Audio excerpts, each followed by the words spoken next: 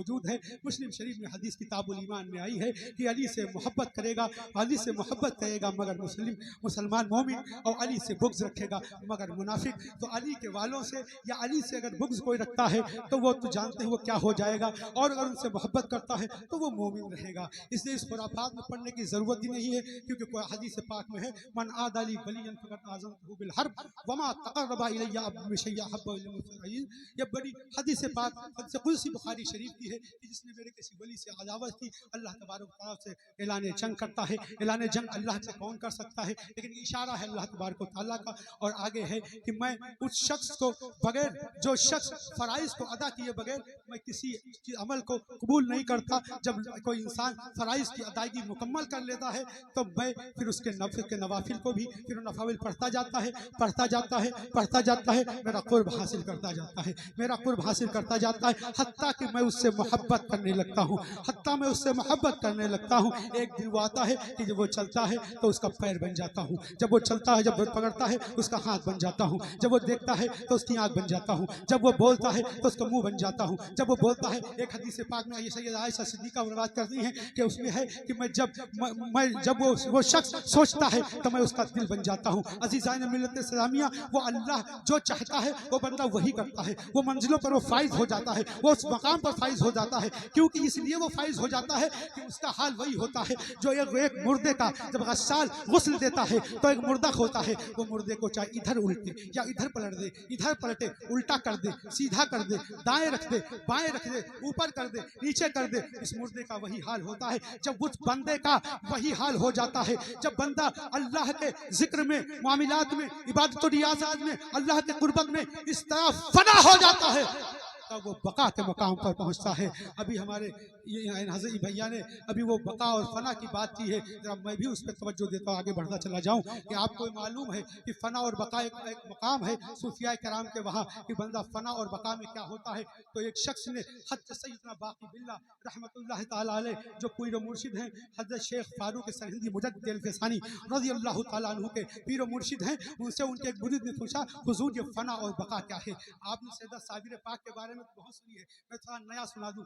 आपने पूछा कि फना और बका क्या है, आपने फरमाया जब मैं इंतकाल कर जाऊं, जब मैं इंतकाल कर जाऊं तो मेरे जनाजे की नमाज वो शख्स पढ़ाए जिसकी एक रात की भी तहज्जुद न छूटी हो। यहाँ तहज्जुद का मामला हटा दो, यहाँ पूरी पूरी पंचगाना गायब है, महीनों की, सालों की, महीनों के सालों के पंचगाना गायब है। हमारा वो हाल है जब आपका विसाल हो जाता है, जब आप दुनिया से तशरीफ ले जाते हैं, जब आप दुनिया से चले जाते हैं, तब आप तशरीफ ले गए तो ये बात सबको पता थी कि हज़रत ने ये फरमाया था कि जिसकी एक रात की भी तहज्जुद न छूटी हो वो मेरे जनाजा की नमाज पढ़ाए। बड़े बड़े उलमा थे, बड़े बड़े मशाइख थे, औलिया किराम भी थे, लेकिन ये कोई गारंटी नहीं कि किसी की एक रात की तहज्जुद न छूटी हो। मामलात हो सकते, छूट सकती है। सब एक जगह पर शस्तर खड़े थे, किसी की आगे बढ़ने की हिम्मत न हो रही थी। अचानक आप क्या देखते हैं कि एक शख्स उसी में से नमूदार हुआ, एक शख्स उसमें से बाहर हुआ, पर्दा पोश था, सब चेहरे पर उसके नकाब पड़ी हुई थी। वो शख्स सामने हाजिर आता है, पहुंचता है और जनाजे की नमाज को मुकम्मल करता है। जब वो जाने लगता है तो मुरीद को वो बात याद थी,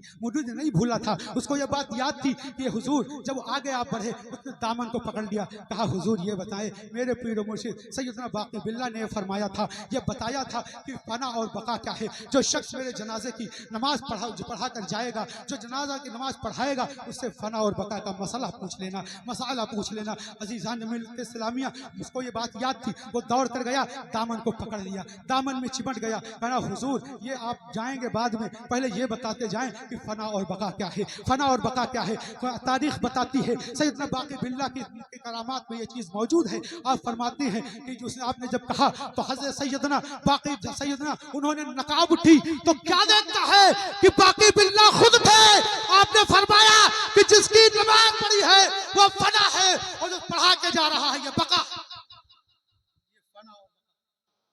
माशाअल्लाह माशाअल्लाह, मरते नहीं, फना और बका ये इसलिए समझा दिया, वरना इसमें और भी राज। अगर सूफिया की जबान में समझाऊंगा तो ना तो उतना टाइम है, टाइम है आज 6:15 बजे तक नमाज होगी, कोई दिक्कत नहीं है, लेकिन वो समझाने की जरूरत नहीं, किसी आपकी समझ में आएगी नहीं वो बात। ये सिंपल समझा दिया कि मरने के बाद भी जो लोग जिंदा होते हैं अल्लाह उनको अब्दी बका अता फरमाता है। वो इस बुनियाद पर फस्कुरूनी अस्कुरुकुम की आयत आपको मालूम है कि जो बंदा मेरा जिक्र करेगा मैं उसका जिक्र करूंगा, वो यहाँ करेगा मैं वहाँ करूंगा, वो इंसानों में करेगा मैं फरिश्तों में करूंगा, वो दुनियादारों में करेगा मैं हूर व गिल्मा में करूंगा, वो यहाँ करेगा मैं पहले आसमान पे, वो यहाँ करेगा मैं दूसरे आसमान पे, वो यहाँ करेगा हम तीसरे आसमान पे, वो यहाँ करेगा हम चौथे आसमान पे, वो यहाँ करेगा हम पांचवें आसमान पे, वो यहाँ करेगा हम छठे आसमान पे, वो यहाँ करेगा हम सातवें आसमान पे, वो यहाँ करेगा हम सिदरतुल मुंतहा पर जहां जिब्रील है वहां करेंगे, जहां खाने काबा का दूसरा खाने काबा एक और है जिसे बैतुल मामूर कहते हैं, मैं वहां तुम्हारा जिक्र करूंगा। और अगर कोई बंदा मेरी तरफ एक बालिश बढ़ेगा मैं दौड़ के जाऊंगा, कोई बंदा मुझसे इतना मांगेगा मैं उसे इतना दूंगा। अजीज़ान मिल्लत इस्लामिया, ये बात आपको मालूम होनी चाहिए। जो हदीस मैंने शुरू की थी उसमें बहुत से मामलात भी रह गए। आगे अल्लाह तबारक व तआला हदीस कुदसी में फरमाता है कि आगे ये है कि जब वो मुझसे कोई सवाल करता है मैं उसको पूरा करता हूँ, वो मुझसे कोई मांगता है मैं उसको पूरा कर देता हूँ। लेकिन एक बात खास तवज्जो जो मैं समझा कर अपनी जगह ले लूंगा इंशाअल्लाह, वो ये है कि आप उस हदीस में आता है कि मुतरद्दिद अल्लाह तबारक व तआला किसी मामले में मुतरद्दिद नहीं होता कि मेरे रब के लिए कोई माजी नहीं, कोई हाल नहीं, कोई मुस्तकबिल नहीं, उसके लिए हर वक्त एक जैसा है, बराबर है। अगर हमारा ये ईमान हो जाए कि माजी मुस्तकबिल भी मेरे रब के लिए है तो हमको काफिर हो जाएंगे, ईमान से खारिज हो जाएंगे। लेकिन मेरा रब ये कह रहा है कि मैं किसी चीज में मुतरद्दिद नहीं होता, पर होता हूँ एक चीज में, किसमें? अपने नेक बंदे की रूह निकालने में, अपने नेक बंदे की रूह निकालने में।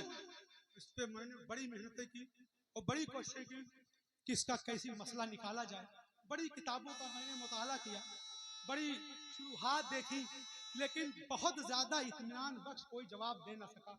ऐनी को देखा, अस्कलानी को देखा, कुस्तलानी को देखा, और इसके अलावा भी इमाम और तमाम बुजुर्गों को मैंने देखा इस मामले में, शारा में हर जगह देखा, लेकिन नहीं। लेकिन एक बात जरूर हमारे समझ में आ गई कि इसका मतलब सिर्फ ये है कि हमको और आपको जब अल्लाह मौत देता है तो पता नहीं चलता। हमको आपको जब अल्लाह तबारक व तआला मौत देता है पता नहीं चलता, लेकिन जब अल्लाह इनको मौत देता है इनको पहले से बता देता है। क्या? इसके ऊपर हमारे पास एक दलील है, हजरत मूसा और इस्राईल अलैहिस्सलाम जी। आपको मालूम है बुखारी मुस्लिम में दोनों में हदीस मौजूद है कि हजरत मूसा की रूह निकालने हजरत इस्राईल गए, वही जाते हैं, मोस्टली बात वही है, लेकिन बगैर सलाम किए, बगैर कलाम किए, बगैर इजाजत के अंदर चले गए और कहा है मूसा मैं तुम्हारी रूह निकालने आया हूँ।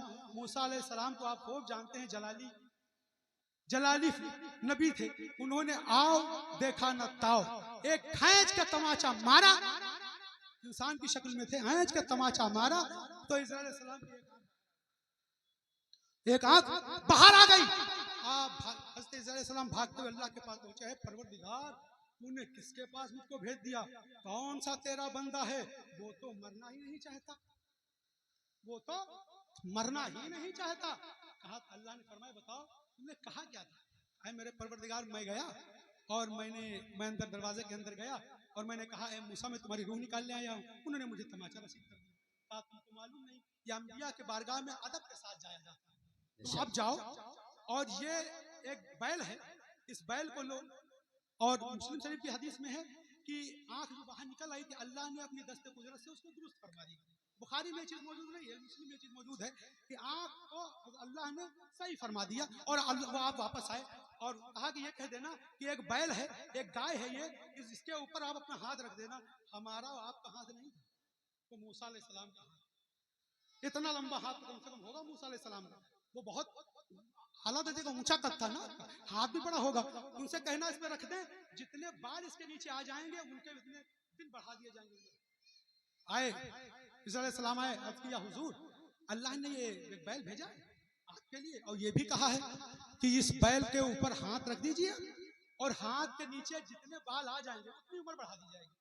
और नबी थे, अल्लाह ने उनको बता भी दिया कि मौत है और अल्लाह ने ये भी बताया कि अल्लाह की मर्जी के खिलाफ, अल्लाह की मर्जी के खिलाफ एक परिंदा पर नहीं मार सकता। उनकी अजमत भी दिखा दी और कुल्लू नफ्सिन जायकातुल मौत का इशारा भी जी जी जी दोनों चीज एक बनाया अल्लाह ने कि इनकी इज्जत भी उम्मतियों में बढ़ जाए और मेरा जो कौल है कुरान में वो भी सच होना ही होना है। तो आपने फरमाया अच्छा ये बताओ इसके बाद क्या हो? हजरत मूसा ने कहा कि ठीक है मेरी उम्र बढ़ जाएगी, इसके बाद क्या होगा? तो आपने फरमाया इसके बाद फिर मौत आएगी। तब मूसा ने कहा अगर ऐसा ही है तो मेरी रूह इसी वक्त कब्ज कर लो। मैं बताना एक चीज चाहता हूँ, इस हदीस का ताल्लुक इसी से, और मैंने दूसरी जगह पे इसका थोड़ा सा पढ़ा। इसका मतलब ये होता है कि जब कोई नेक बंदे को अल्लाह तबारक व तआला जब मौत देना चाहता है तो उसको इत्तला दे देता है, इत्तला देता है कि मेरे बंदे, ये तरद्दुद का ताल्लुक इससे है।